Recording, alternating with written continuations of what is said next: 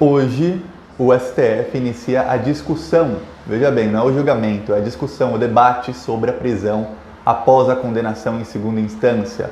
O Dias Toffoli, o presidente da corte, anunciou ontem que o julgamento será na quarta-feira que vem, que hoje vão falar os advogados, as partes vão falar hoje e vão debater sobre isso. E aí na semana que vem haverá o julgamento. Muita gente disse que o Dias Toffoli amarelou depois que o general Vilas Boas é um dos amigos do Bolsonaro, ele fez uma ameaça ao STF ontem e poucas horas depois o Dias Toffoli anunciou que a votação será na semana que vem. Não, o Toffoli não amarelou, isso já estava previsto e eu vou falar sobre isso já já. Mas antes, se você é Lula livre, se você é contra o Bolsonaro, inscreva-se no canal e curta o vídeo, isso ajuda muito. Inscrever no canal é um ato de resistência, se você for inscrito, chame um amigo, é um ato de resistência. Vamos chegar aqui a 100 mil pessoas, já somos quase 100 mil. Assistir o vídeo até o final também é um ato de oposição de resistência, porque assim o YouTube mostra para mais gente. O YouTube, quanto mais gente assistir o vídeo até o final, mais gente vai ver esse vídeo no YouTube, porque o YouTube mostra para mais pessoas. O YouTube entende que o vídeo é interessante e vai mostrando para todo mundo. Então, quer ajudar? Assiste até o fim, curte e inscreve-se no canal. Agora vamos falar sobre esse julgamento. O julgamento estava pautado para ser hoje, quinta-feira. Só que eu já tinha falado ontem nas redes sociais que provavelmente não seria na quinta-feira, porque antes do julgamento tem que ouvir as partes. E como são 3 processos, eles estão julgando 3 processos que tem a ver com a prisão após a condenação em segunda instância. Provavelmente as partes, são muitos advogados falando, isso não começaria na quinta-feira. E realmente o Dias Toffoli disse que não começará na quinta-feira. Em paralelo a isso, ontem, o general Vilas Boas, é aquele que está com um aparelho no nariz, quase morrendo, ele fez uma ameaça ao STF. No julgamento da prisão em segunda instância, no ano passado, antes do Lula ser preso, ele também fez uma ameaça ao STF, na véspera do julgamento. E todo mundo disse que o voto da Rosa Weber, que foi o voto de Minerva, para que Lula fosse preso, que esse voto tinha sido influenciado pela ameaça do general Vilas Boas.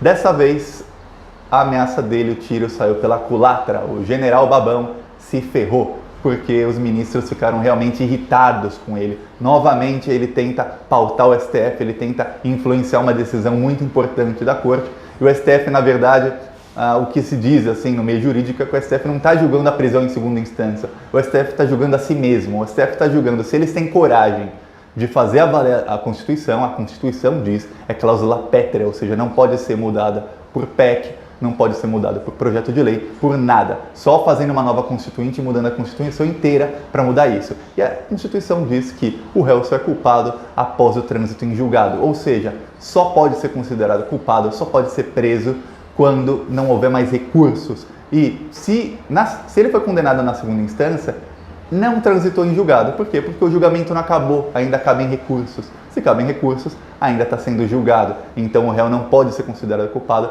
não pode ser preso. Um pouquinho antes do general Vilas Boas fazer essa ameaça, o Olavo de Carvalho e a olavista dos bolsonaristas começaram a falar, a pregar uma nova ditadura, a pregar um AI-5, né, o ato institucional número 5, que foi assim quando a ditadura militar realmente endureceu as regras, censura, fechar o Congresso, fechar o STF, fechar tudo. Eles começaram a pregar isso.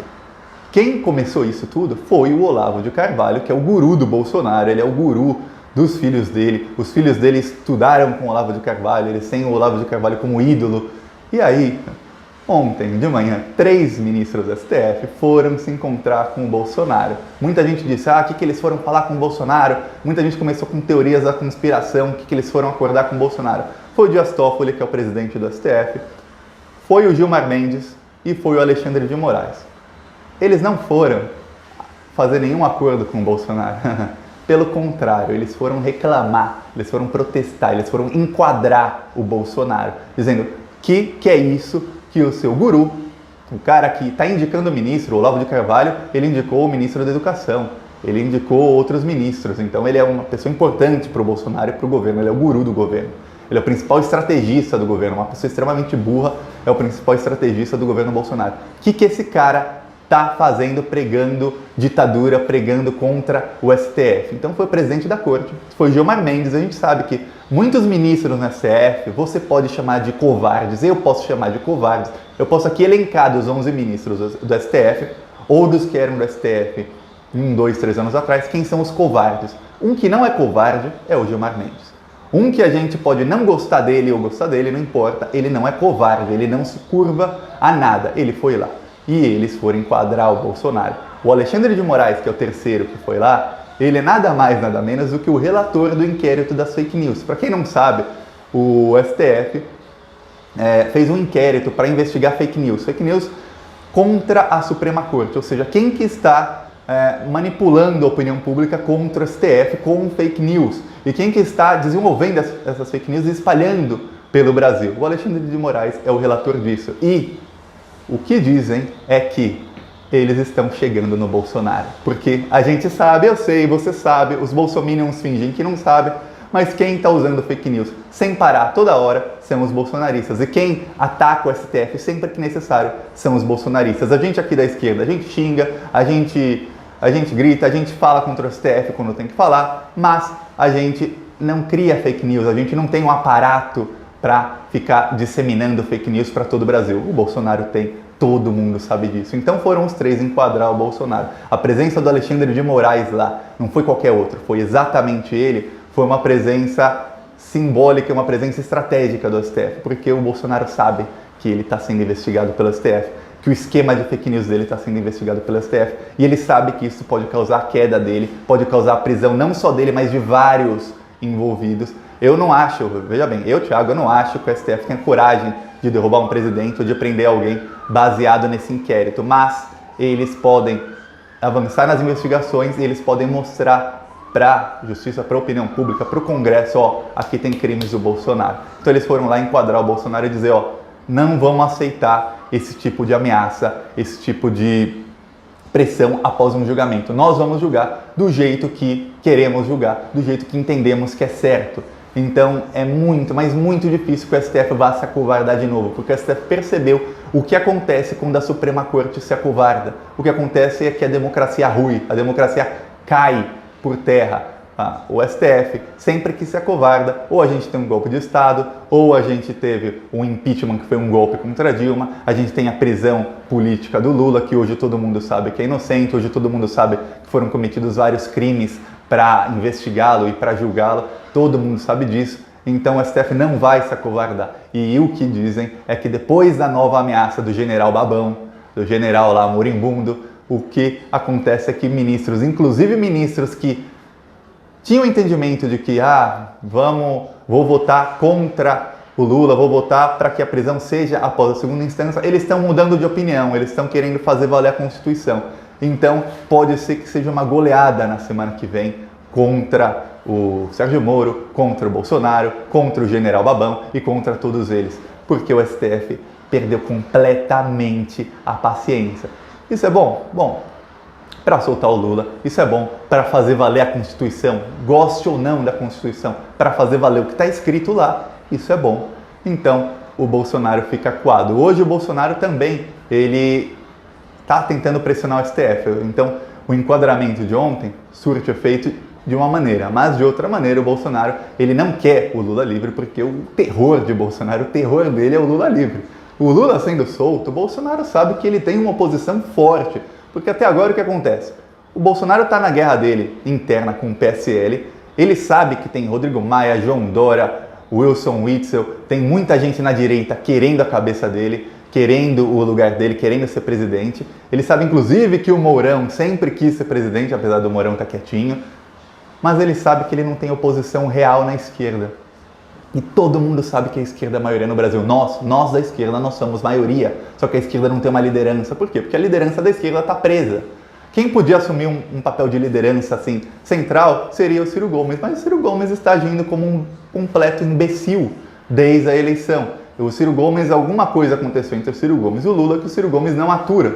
E aí o Ciro Gomes não gostou muito, e aí o Ciro Gomes está agindo como um completo imbecil e a esquerda está sem liderança, a esquerda está batendo cabeça. Nem posso chamar hoje em dia o Ciro Gomes de esquerda muito, porque as opiniões que ele está dando, as declarações que ele está dando não são declarações de alguém de esquerda, são declarações de alguém que está tentando pegar os bolsominions arrependidos para o lado dele. Só que é uma tentativa frustrada, porque eles não vão votar no Ciro Gomes, nunca. Quem votou no Bolsonaro não vai mudar para o Ciro Gomes. Quem votou no Bolsonaro vai mudar para o Dória, vai mudar para o Partido Novo, vai mudar para o Luciano Huck ou para um desses outros corruptos da direita. Não vai mudar para o Ciro Gomes. Então o Ciro Gomes está numa corrida aí já fracassada desde o início, porque não vai dar certo. E a esquerda está sem líder. O Lula sendo solto, a esquerda tem um líder. E esse líder vai chegar e vai unir as massas contra o Bolsonaro. Finalmente, a esquerda vai ter uma organização, porque até agora, com o Lula preso, a esquerda está totalmente desorganizada. Já está provado que os outros membros do PT, da cúpula do PT, eles não têm liderança. Eles podem até ter ótimas intenções, mas não tem um líder, um grande líder popular. O líder popular está preso, sem provas, se chama Luiz Inácio Lula da Silva. É isso, gente. A minha opinião é que na quinta-feira não deve acabar o julgamento, na quarta-feira que vem não deve acabar o julgamento do Lula, e muita gente acha que um dos três patetas, Fux, Fachin e Barroso. Fux, em Fux We Trust, lembra da frase do Sérgio Moro? Fachin, ahá, uhu, Fachin é nosso. E Barroso, aquele que tinha encontros secretos com o Dallagnol e com o Sérgio Moro, alguém acha que eles vão pedir vistas. Pedir vistas é o seguinte, está tendo um julgamento, um ministro qualquer do STF pode dizer, olha, eu vou pedir vistas porque eu não tive tempo suficiente para pensar sobre esse assunto. Então, o processo fica parado indeterminadamente até que esse ministro escolha o que vai fazer, entregue o voto ou que se aposente ou morra, alguma coisa assim. Mas muita gente está apostando que um dos três vai pedir vistas para tentar atrasar o julgamento o máximo possível, porque eles sabem que o Dias Toffoli só pautou porque ele sabe que vai ganhar, porque ele sabe que já há o resultado para que a prisão após a condenação em segunda instância seja revertida, porque da última vez o voto de Minerva foi da Rosa Weber e a Rosa Weber é contra a prisão após a condenação em segunda instância. A Rosa Weber tem um entendimento, e sempre teve um entendimento de fazer valer a Constituição, mas ela mudou e todo mundo diz por conta da ameaça do Vilas Boas. Só que essa ameaça hoje em dia não funciona mais, porque hoje em dia já teve Vaza Jato, hoje em dia a gente já viu o monstro Bolsonaro, hoje em dia esse monstro Bolsonaro já botou as asinhas de fora e o STF já viu que não dá para aturar esse tipo de golpista, não dá para aturar esse tipo de bandido. Então, Bolsonaro já pode começar a tremer na base, porque o bicho vai pegar. Eu não sei se o Lula vai ser solto por conta desse julgamento. O que o Lula quer é a suspeição do Sérgio Moro e a anulação dos processos em que o Sérgio Moro participou, ou seja, do triplex, do sítio de Atibaia, e assim as condenações do Lula serão anuladas e o Lula será solto do jeito que tem que ser, saindo pela porta da frente, inocente. É isso que o Lula quer, é isso que a esquerda quer, é isso que seria o justo. Num país justo, isso já teria acontecido muito antes. Num país justo, o Lula não estaria nem preso, mas num país um pouco justo, isso teria acontecido logo depois da primeira Vaza Jato. Mas é o Brasil, a gente tem que esperar para as coisas acontecerem, mas gente, vai dar tudo certo. Não se preocupem, esse governo fascista vai cair, a direita não tem plano de governo, o único plano de governo da direita é tentar enganar o povo e continuar enganando o povo, mas o povo não consegue, ninguém consegue enganar todo mundo todo o tempo, então eles vão cair e a esquerda vai voltar, seja com o Lula, seja com outro, a esquerda vai voltar e nós vamos voltar a governar para todos e não só para aquele 1% mais rico. É isso, gente. Gostou do vídeo? Curte, compartilha, se inscreve no canal e obrigado por assistir até o fim. Com certeza isso foi um ato de resistência e isso vai fazer com que o YouTube mostre para mais gente o vídeo, porque o YouTube diz, esse vídeo é interessante, todo mundo está assistindo até o fim, então vou mostrar para mais gente. É assim que funciona o sistema do YouTube. Então, muito obrigado. Falou!